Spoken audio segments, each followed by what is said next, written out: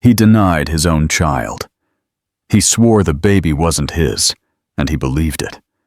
Years later, he saw a little boy with his eyes in her arms, and a devastating truth came crashing down. Subscribe to our channel if you believe in second chances. Mia Brooks never expected her world to fall apart in a matter of seconds. One moment, she was standing in the soft glow of Ryan's penthouse kitchen, her heart racing as she clutched the positive pregnancy test in her hand. The next, she was being ushered into the cold, echoing office of his parents, the very people who had barely acknowledged her existence until now. The message was clear, cruel, and absolute. She was not welcome. The Hayes name, legacy, and lineage were not to be diluted by someone like her. She wasn't wealthy, she didn't come from influence, and she didn't belong in their world. First, they offered her money, a life of comfort, in exchange for disappearing. When she refused, they smiled, slowly, calculatingly, and threatened everything she cared about, including Ryan's future. Mia had no doubt they would follow through. She had seen how Ryan craved success, how he idolized his father's empire, and how he had built his life, brick by perfect brick, around a dream they had forged for him. If she stayed, if she told him the truth, he would be forced to choose between her and the only life he had ever known. She didn't believe he was cruel, but she wasn't sure he was strong enough to stand up to them. So when they asked her to lie, she agreed, not because she wanted to, but because she couldn't bear to see him broken. When she met him the next day, her heart was already shattered.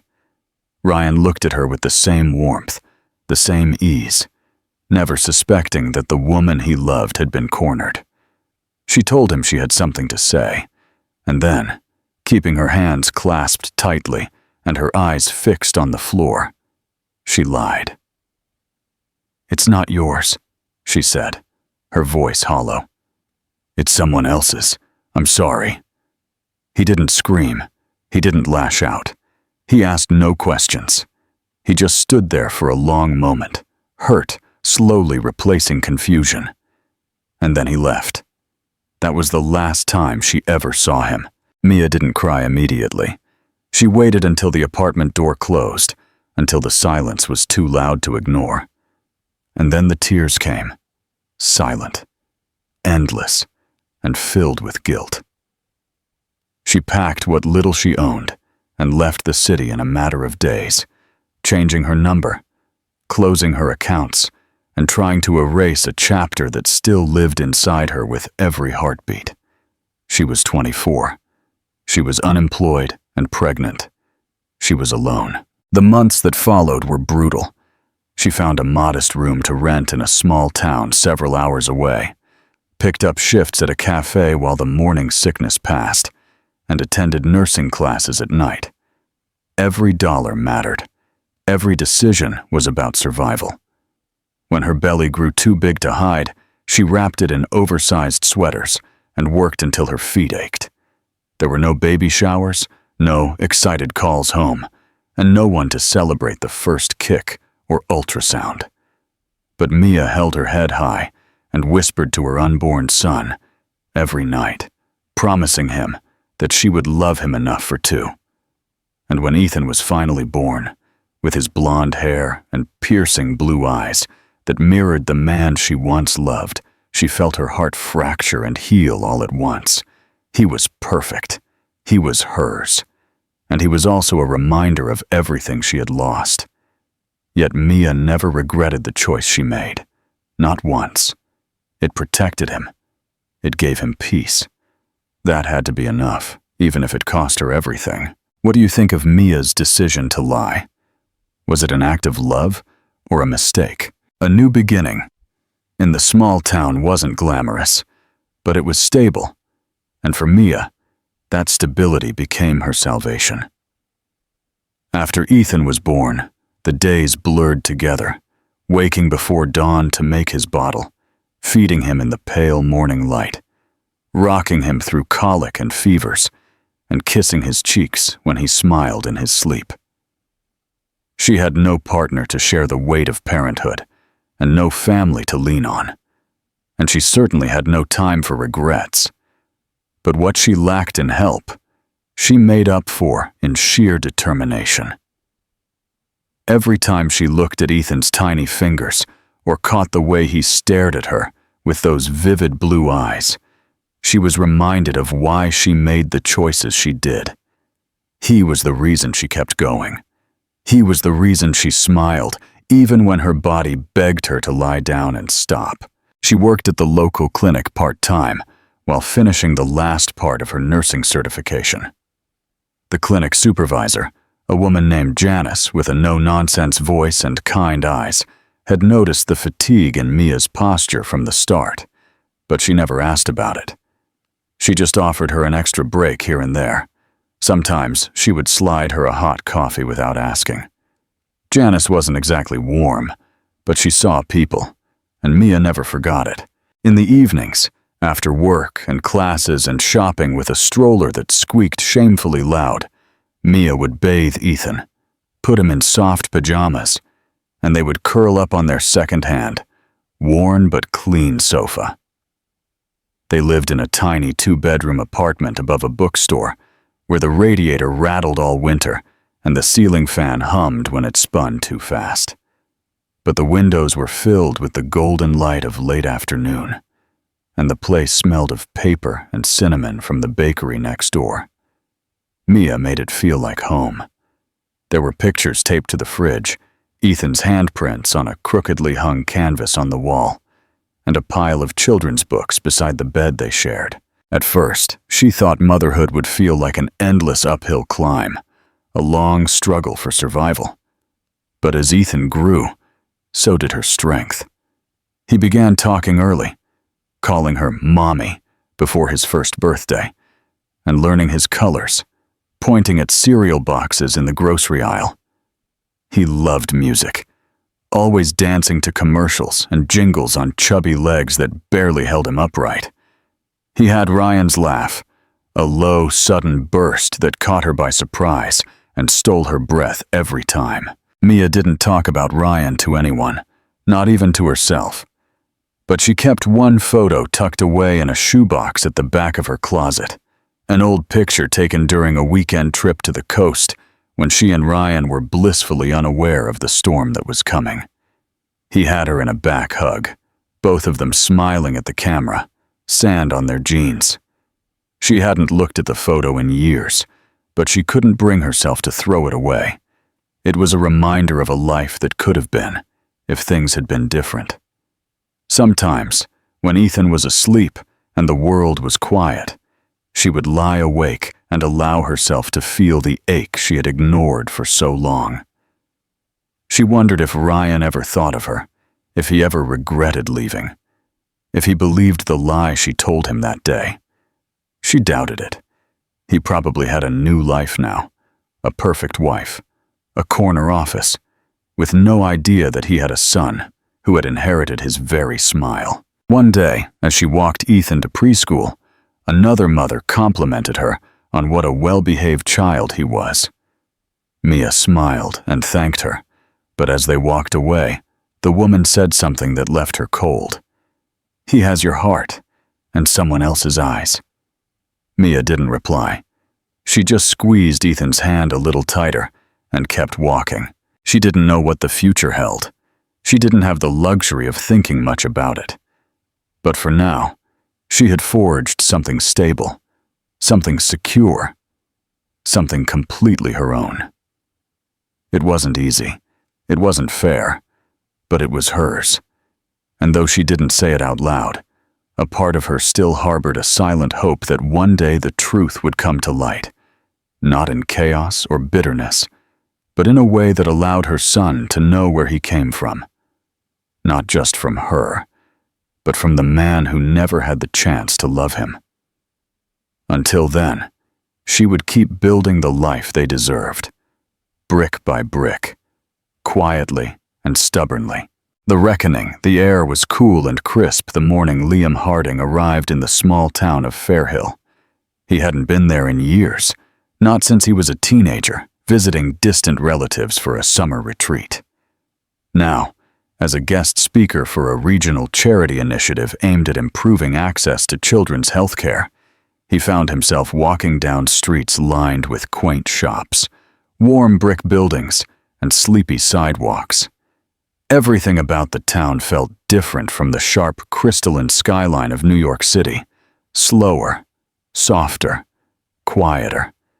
He hadn't expected it to feel like a relief. Liam had changed in the last 4 years.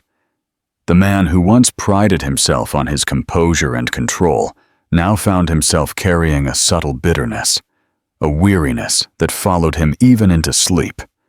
Ever since the day Maya told him the child wasn't his, something inside him had fractured. He had buried the pain quickly, as he had been taught to do, and turned it into focus, success, and expansion. He was more powerful than ever, more respected, and yet, more alone.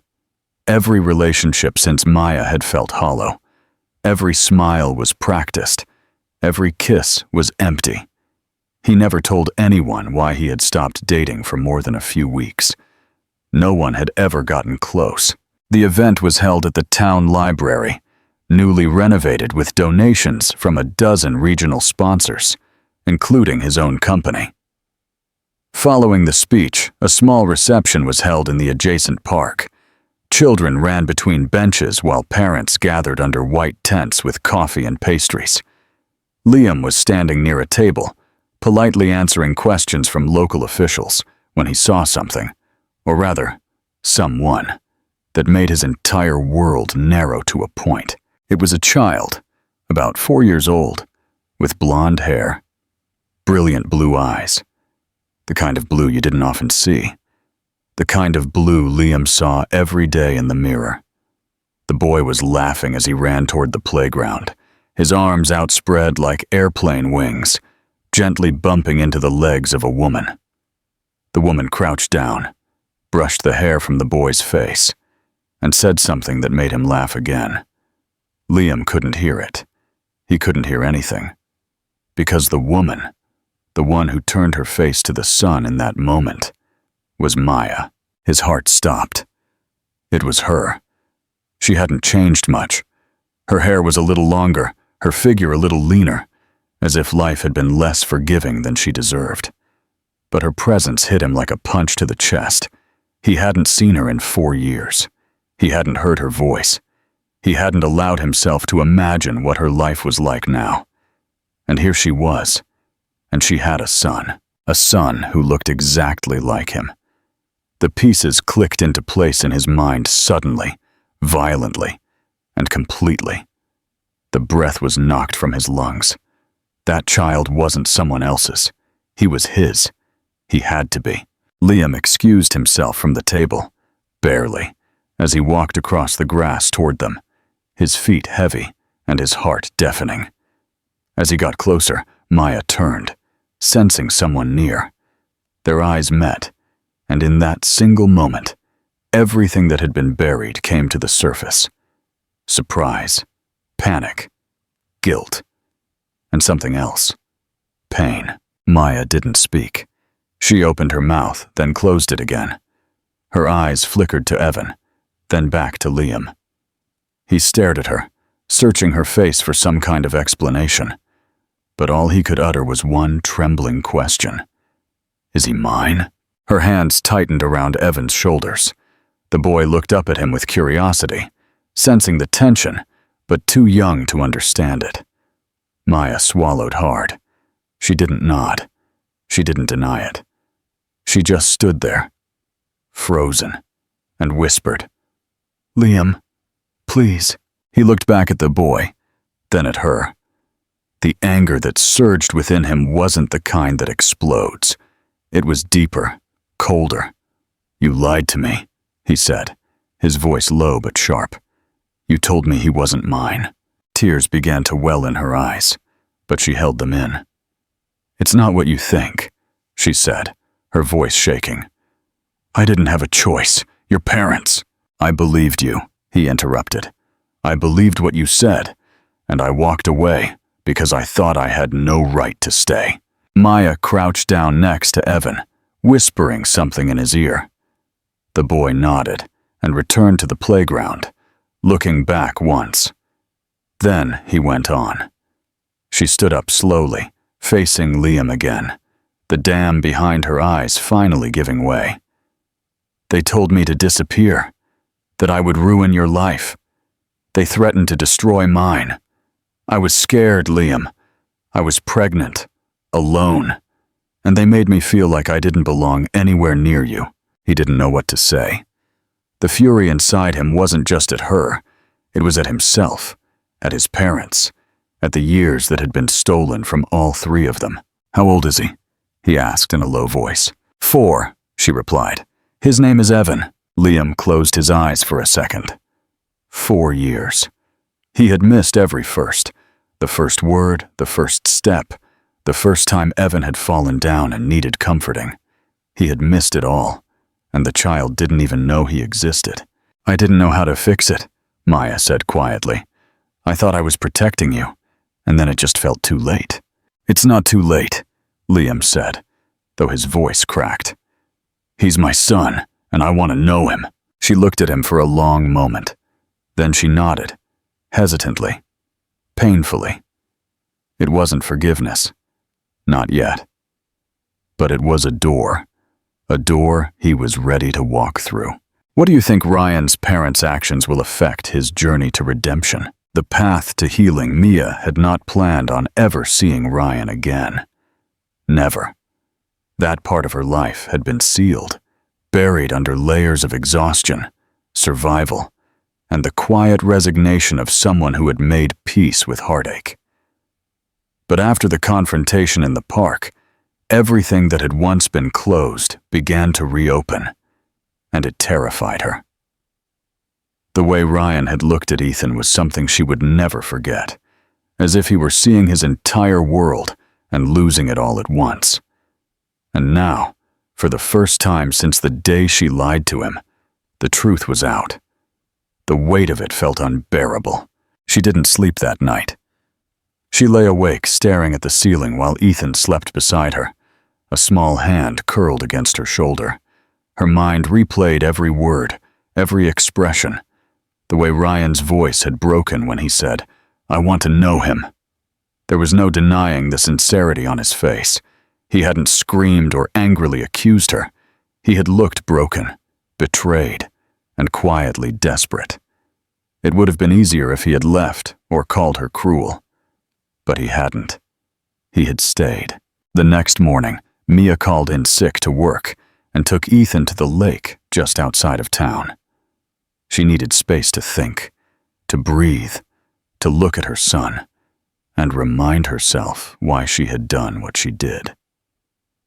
Ethan threw rocks into the water, laughing when they splashed, completely oblivious that his entire world had just changed. He didn't know his father had seen him.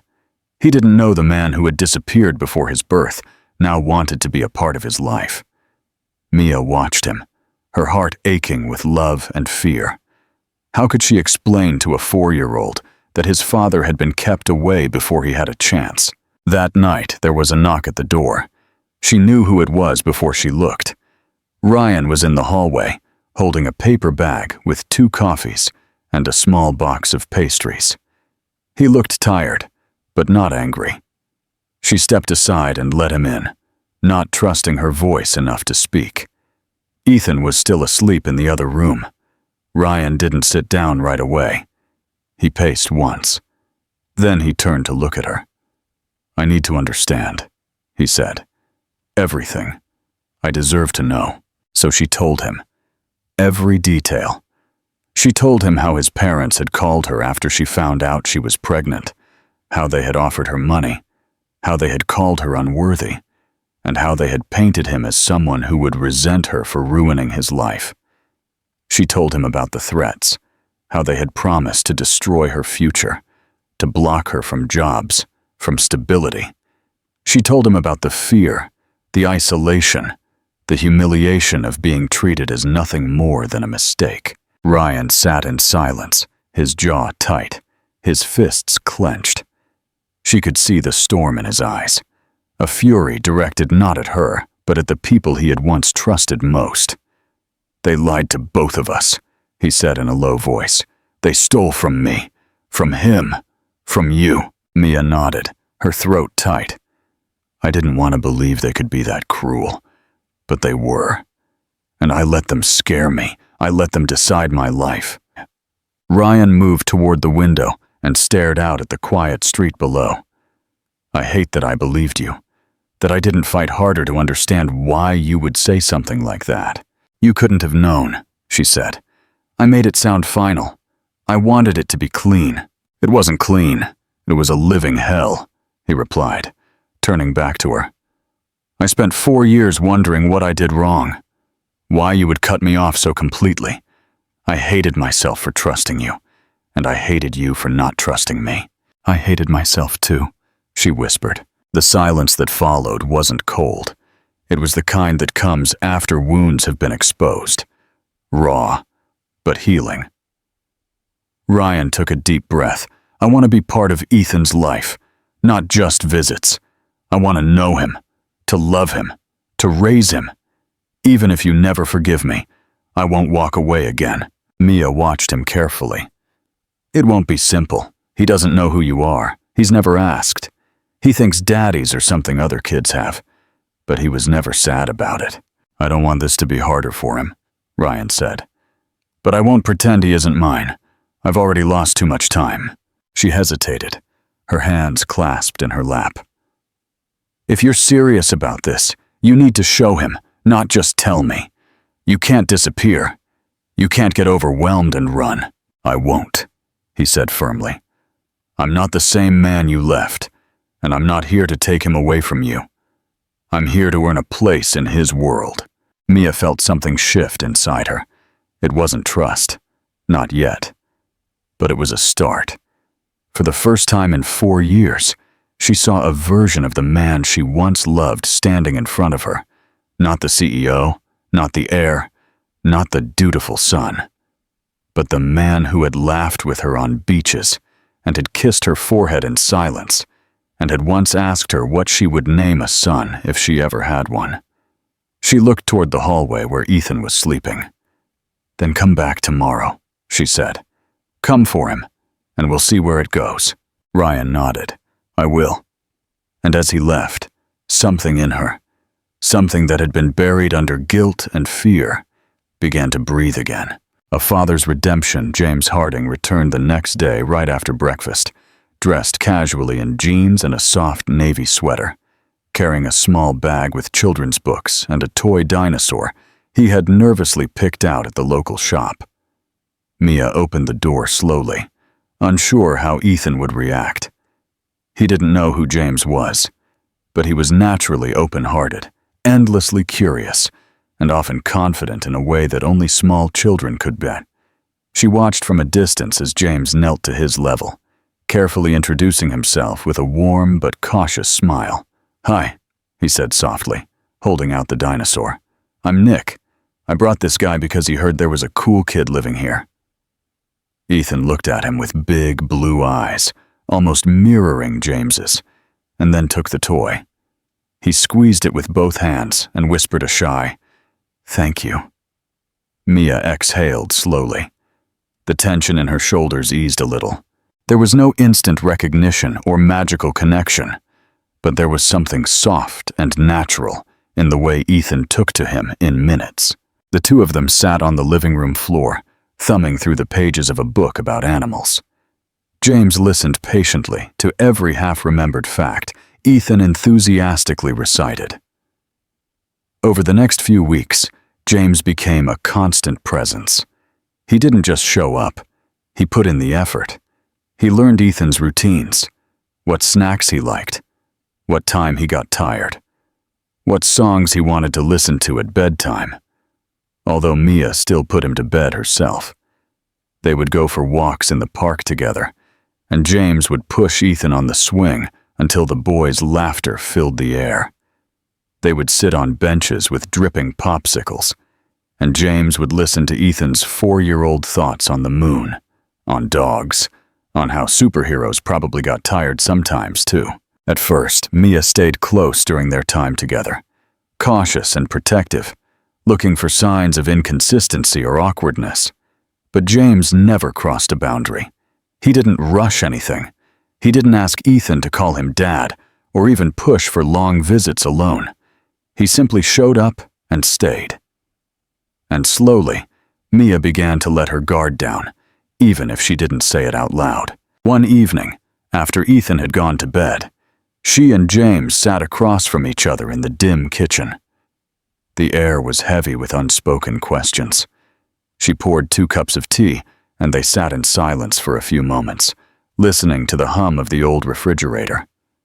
"You're really trying," she said in a low voice, finally breaking the quiet. He looked up at her, his expression serious but tired. "Because I lost 4 years. I can't fix that, but I'm not going to lose any more." Mia looked at her cup. "You know, he didn't ask for a daddy until recently. Not because he felt like he was missing something, but because other kids started talking about theirs. I wasn't sure what to say. I told him every family is different, and he seemed okay with that." James's voice was thick with emotion. "I should have been there. If only I'd fought harder to understand why you said what you said. Maybe—" She cut him off gently. "It's not all your fault. You believed what I told you. I didn't give you a reason not to. I believed it because I was afraid it was true," she admitted. "Because I didn't think I deserved that kind of happiness. I thought it made more sense that I would lose you." He looked up, surprised. "You really thought that?" He nodded slowly. "My parents raised me to think love had to be practical, clean, strategic. What we had, it scared me, because it was real." She leaned back, letting his words settle in her chest. "It was real," she said, "and it was terrifying." They both smiled faintly, the first shared moment of lightness in years, the kind that didn't erase the past, but acknowledged it. After that night, something shifted between them. Mia began inviting him to dinner. Once a week, James began reading to Ethan at bedtime. He learned how to roll the boy's favorite blanket up just right for nap time. He celebrated Ethan's small victories, like learning to tie his shoes or spell his own name without reversing the letters. Ethan, in turn, began to ask for James more. He would wait by the window. When he knew he was coming, he would run to him at the door and cuddle up next to him on the sofa during cartoons. He didn't call him Daddy yet, but Mia noticed how his eyes would light up in ways she had never seen before. He felt safe. He felt seen. He felt loved. One night, as Mia was putting Ethan to bed, he asked sleepily, "Why does Nick come over so much now?" She paused, choosing her words carefully. "Because he cares about you very much." "Will he stay forever?" Mia's throat tightened. "Do you want him to stay?" Ethan nodded, already half asleep. "I like it when he's here. It feels warm." And in that moment, Mia felt her own heart open up a little more. Maybe the past couldn't be rewritten, but maybe the future didn't have to carry the same weight. Maybe, just maybe, healing wasn't about forgetting what happened, but about choosing what came next. Ryan knew that rebuilding a relationship with Ethan and Mia was only one part of what he had to face. The deeper war was still ahead, against the people who had manipulated and silenced her, the very people who had controlled every corner of his life since childhood. His parents had molded him, shaped him, and trained him to be the perfect heir.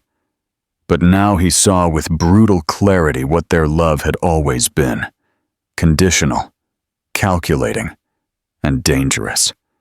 He could no longer look at them the same way, and he knew that the moment he stood up for Mia and Ethan, there would be no turning back. He scheduled a meeting with them at the family estate. No assistants, no business pretexts. Just him, standing alone in the drawing room where generations of Hayes men had made decisions that built empires. His mother arrived first, elegantly composed as always, her lips a painted mask of armor. His father entered minutes later, radiating authority with every step. Ryan stood his ground, calm on the outside, burning on the inside.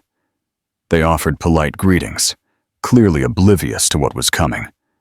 But the moment Ryan mentioned Mia's name, his father's jaw tightened. His mother looked toward the window, already retreating emotionally, as if she could pretend the conversation wasn't happening. Ryan didn't let them deflect. He told them everything. That he had found Mia again.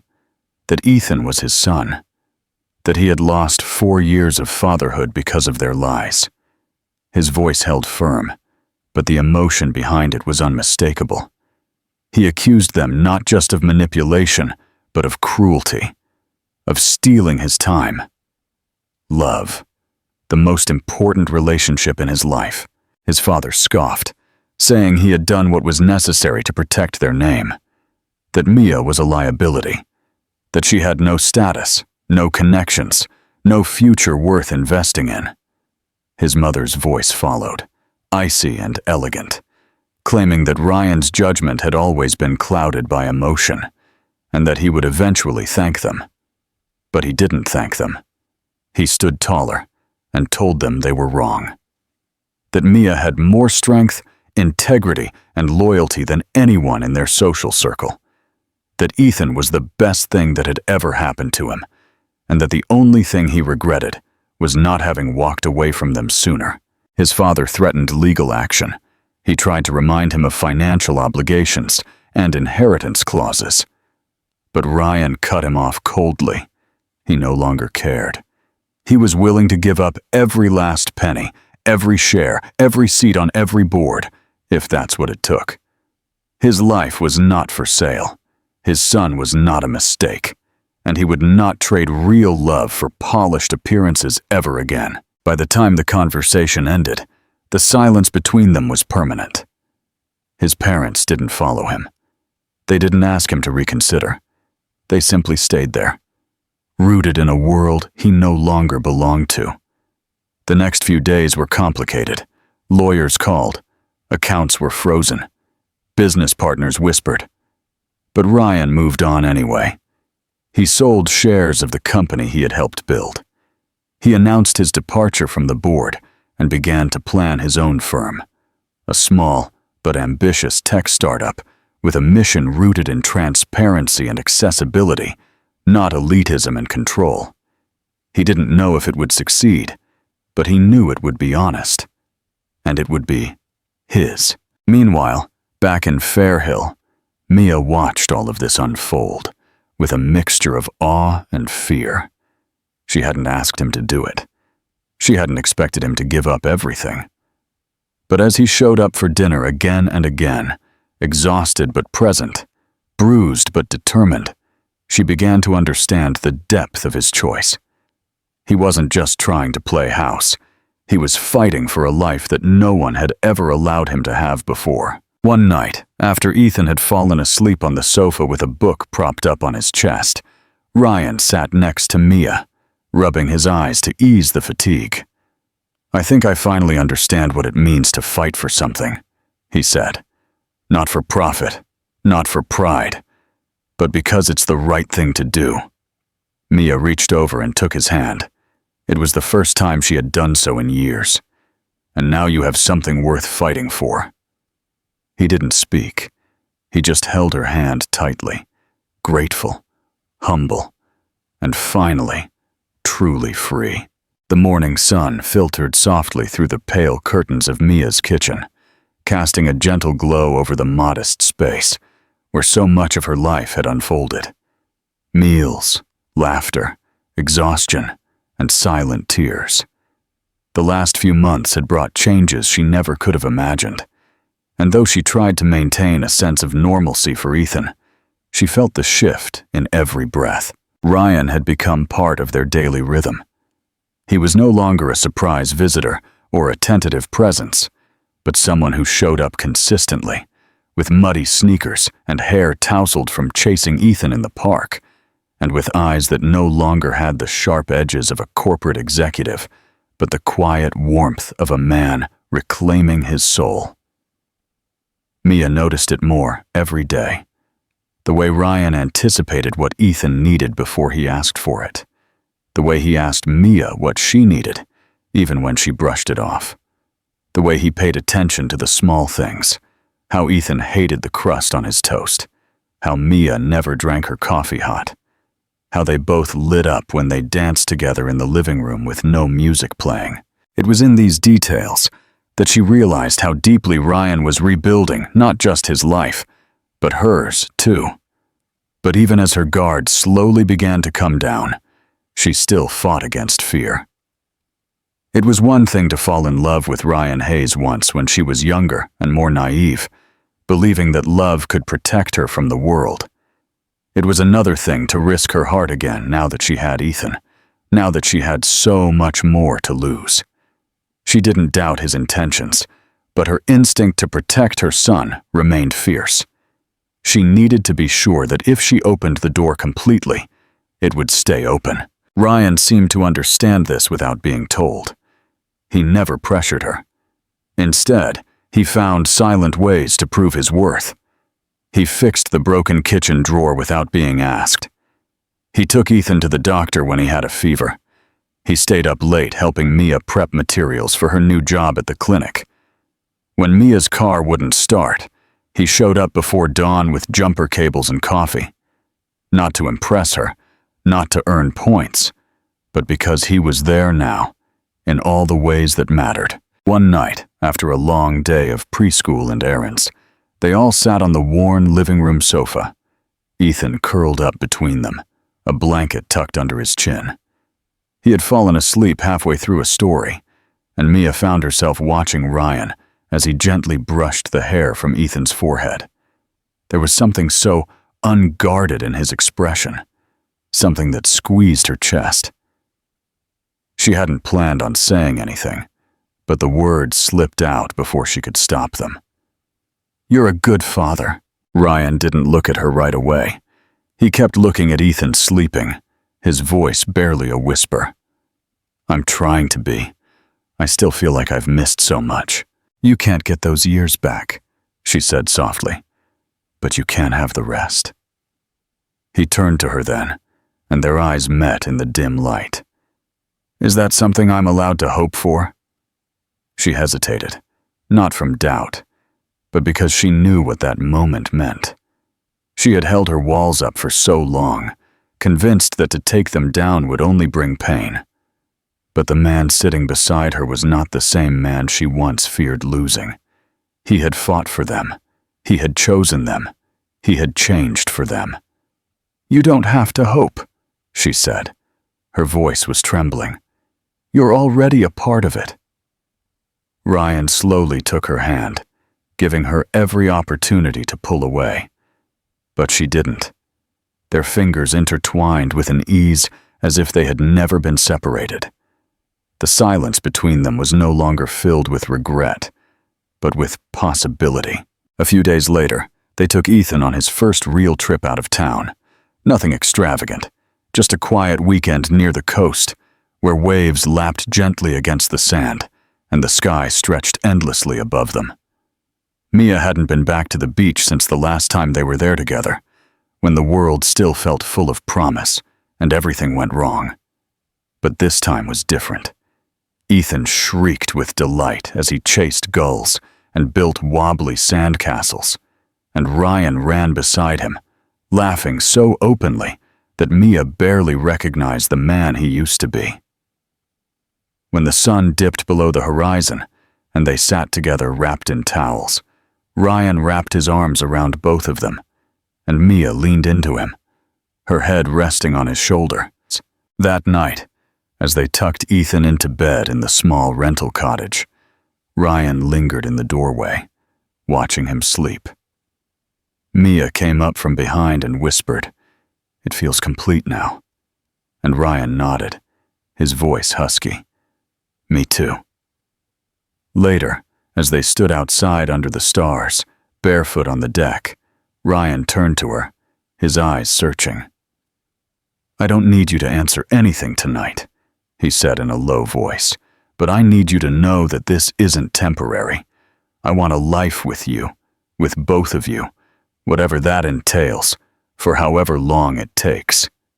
Mia looked at him, the sea breeze tangling her hair. "I don't have an answer," she said sincerely. "Not yet, but I believe you." That was enough. For now. They didn't need grand declarations or a perfect moment. They just needed each other. And for the first time in years, they both believed in something that once seemed lost forever. A future. Messy, uncertain, and beautiful, that was entirely theirs to build. The autumn arrived in Fairhill in a soft, golden whisper.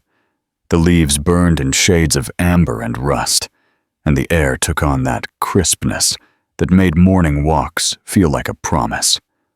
Life for Mia, Ryan, and Ethan had settled into something almost ordinary, though it felt anything but.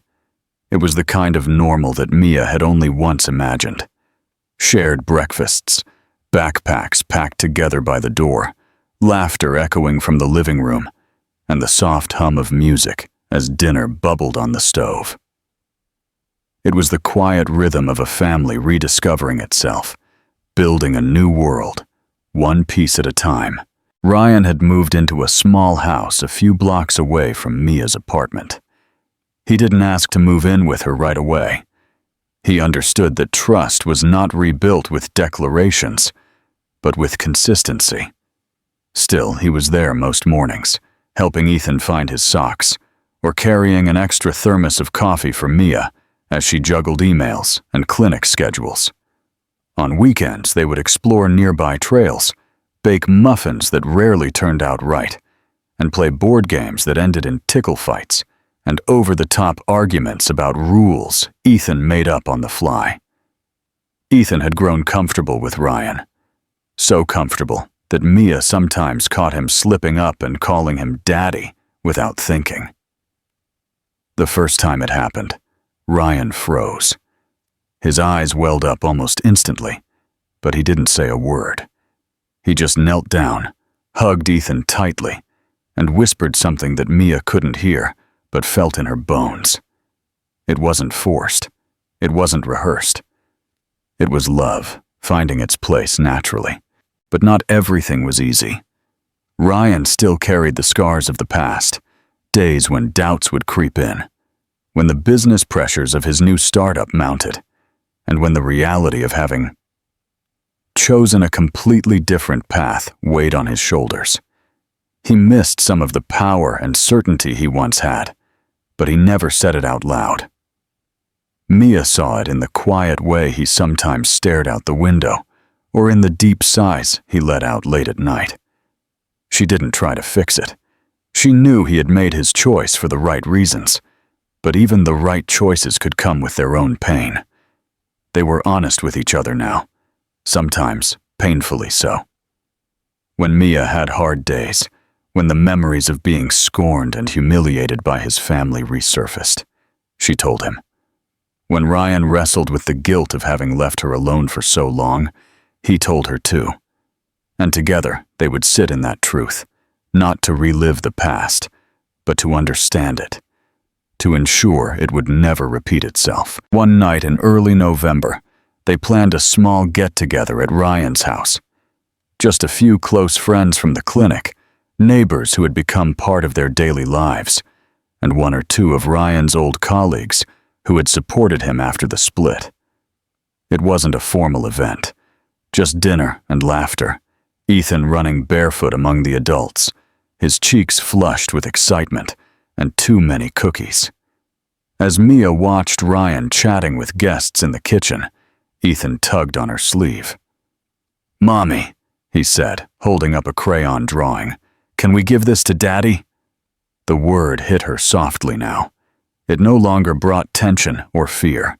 She nodded and followed Ethan as he proudly handed over the paper. A wobbly drawing of 3 stick figures standing under a bright yellow sun. Ryan took it as if it were a priceless heirloom. He knelt down, hugged Ethan tightly, and looked up at Mia.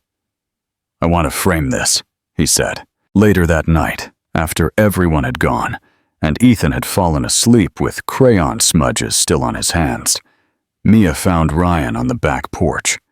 He was wrapped in a blanket, sipping tea, staring up at the stars, just as he used to when they were young and unsure and filled with dreams they hadn't yet learned to protect. She sat down beside him, and for a moment, they didn't speak. Then Ryan turned, his voice quiet but firm. "I want to marry you, not because it's the next step or because I think we need it to be real, but because when I look at you, when I look at Ethan, I see the only home I've ever wanted." Mia didn't answer right away. She reached out, intertwined her fingers with his, and said, "Ask me again in the morning, when the coffee's brewing and Ethan's building a fort out of our clean laundry." Ryan laughed, the sound low and full, and nodded. "Okay, but just so you know, I'll keep asking. Every day, until the answer is yes." The next morning, with sunlight flooding the kitchen floor, Ethan building a spaceship out of sofa cushions and wooden spoons, and Ryan pouring 2 cups of coffee with a sleepy smile, Mia looked at him and whispered, "Yes."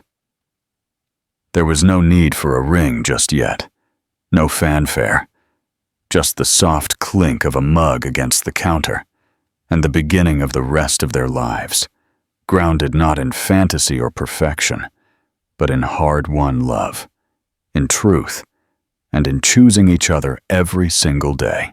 The end of this story is a rare kind of full circle, one that doesn't erase the pain of the past, but transforms it into something stronger.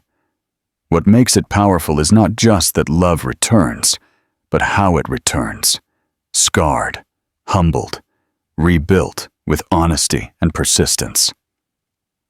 Ryan and Mia don't get a fairy tale. They earn their way back to each other, moment by moment, choosing love after betrayal, trust after silence, and hope after years of loss. The final scenes offer no perfection, and that's exactly what makes them satisfying. Life didn't turn out how either of them planned, and yet what they created afterward, a family built not on illusion, but on truth, is so much more meaningful. Their happy ending is not in grand gestures, but in quiet mornings, in unspoken forgiveness, and in the laughter of the child who brought together what was broken. For me, it's a story about redemption, but more importantly, about courage. The courage to face what hurt, to admit what was wrong, and to keep believing that love is worth it.